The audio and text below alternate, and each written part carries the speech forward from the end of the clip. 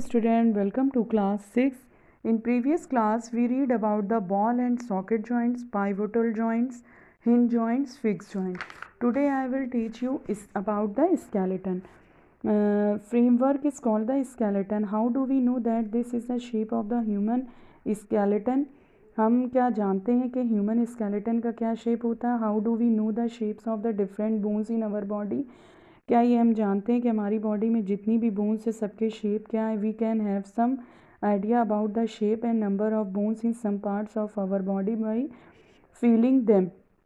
हम एक आइडिया लगा सकते हैं उनके शेप के बारे में, फील करके बता सकते हैं. One way we could know this shape better would be look at X-ray images of the human body. X-ray करके या तो हम बता सकते हैं कि हमारी ह्यूमन बॉडी का शेप क्या है और बोन्स का शेप क्या है. Did your anyone in your family ever have an X-ray of any part of your body taken? Sometimes when we are hurt or have an accident, doctor use these x-ray image to find out about any possible injuries that might have happened to the bones. The x-ray rays shows the shapes of the bones in our bodies.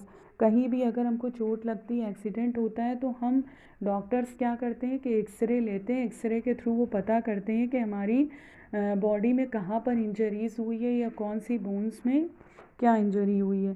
Feel the bones in your for arm, upper arm, lower leg and upper leg. हम अपनी bones में अपनी four arm को, upper arm को और leg को और अपर leg को फील कर सकते हैं. Try to find the number of bones in each part. हम क्या पता कर सकते हैं कि इसमें कितनी बोन्स है. Similarly feel the bones of your ankle and knee joints and compare this with X-ray images. X-ray images से अगर हम देखें तो क्या हम फील कर सकते हैं. Bend your fingers, are you able to bend them at every joints. हम जैसे अपनी फिंगर्स को मोड़ सकते हैं, क्या बॉडी में सारी चीज़ों को, सारे जॉइंट्स को मोड़ सकते हैं. How many bones does your middle finger have. हमारी बीच की उंगली में कितनी बोन्स होती है. Feel the back of your palm. अगर हम पीछे की तरफ देखें तो it seem to have many bones, isn't it.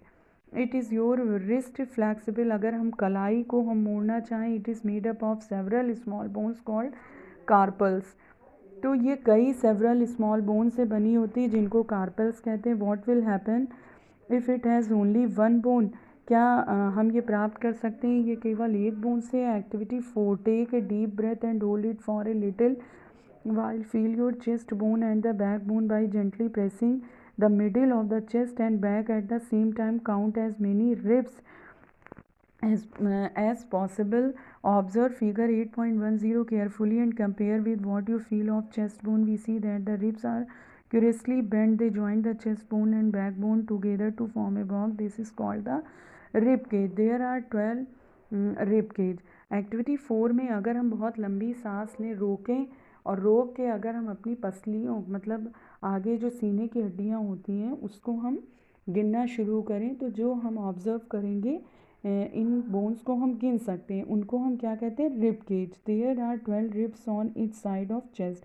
हर तरफ यानी दोनों तरफ एक साइड में 12 रिब्स होती हैं. Some important internal parts of our body lie protected inside this cage. ये एक केज में होती हैं. Ask some friend to touch their toes without bending their knees. Starting from the neck, move your finger downwards on the back of your friend. What you feel is the backbone. अगर आप पीछे से अपने friend को, ये backbone जो हमारी पीछे की हड्डी होती है, इसको आप कहिए गिनना शुरू करें. It is made of many small bones called vertebrae. ये कई छोटी छोटी बोन से मिलकर बनी होती है जिसको हम वर्टिब्री कहते हैं. The backbone consist of 33 vertebrae. ये 33 वर्टिब्री से मिलकर बनी होती है. The rib cage is joint to this bone. और हमारी जो रिब केज होती है वो पीछे से इससे जुड़ी हुई होती है. If backbone was made up of only one long bone, will you friend to able to bend. हमारी जो बैकबोन होती है वो एक लॉन्ग बोन होती है. Make your friend stand with both hands pressed to the wall and ask her to push the wall. Do you notice two bones on the back are prominent where the shoulders are? They are called shoulder bones. और जब हम पीछे से देखेंगे तो हमारे shoulder के पास भी दो बोन्स होती हैं. Observe figure 8.13 carefully. This structure is made of pelvic bones. इसको हम क्या कहते हैं? Pelvic bones. They includes the portion of your body below the stomach, अगर हम स्टमक के नीचे देखें, this is the part you see it on, जब हम बैठते हैं, the school is made of many bones joint together, it inclusive and protect very important part of the body, the brain.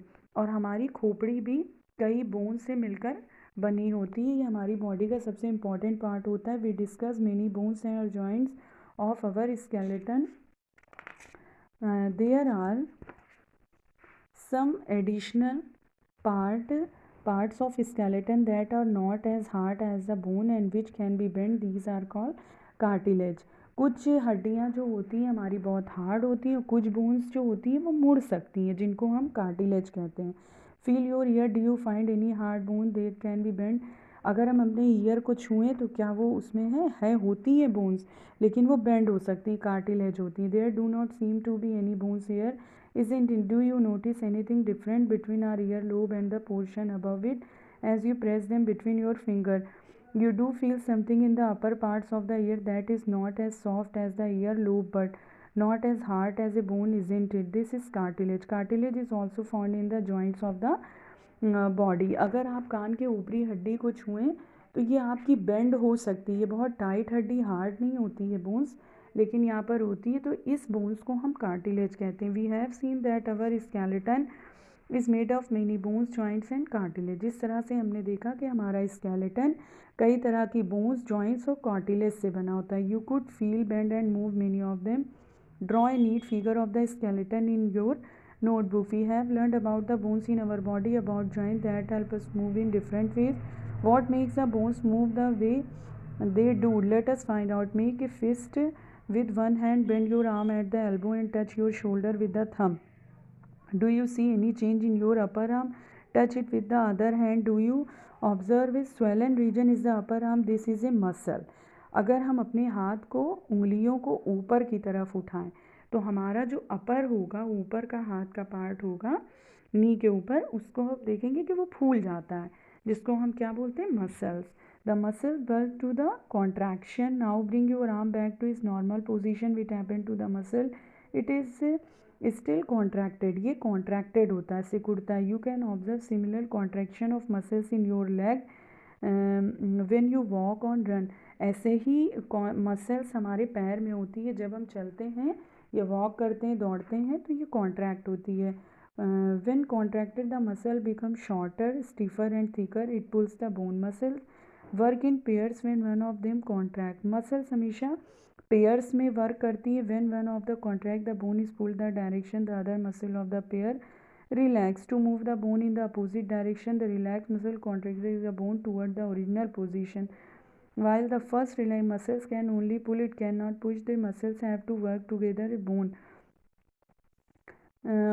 You understand, children? I hope you all understand. We will continue next topic in next video. Okay, thank you, children.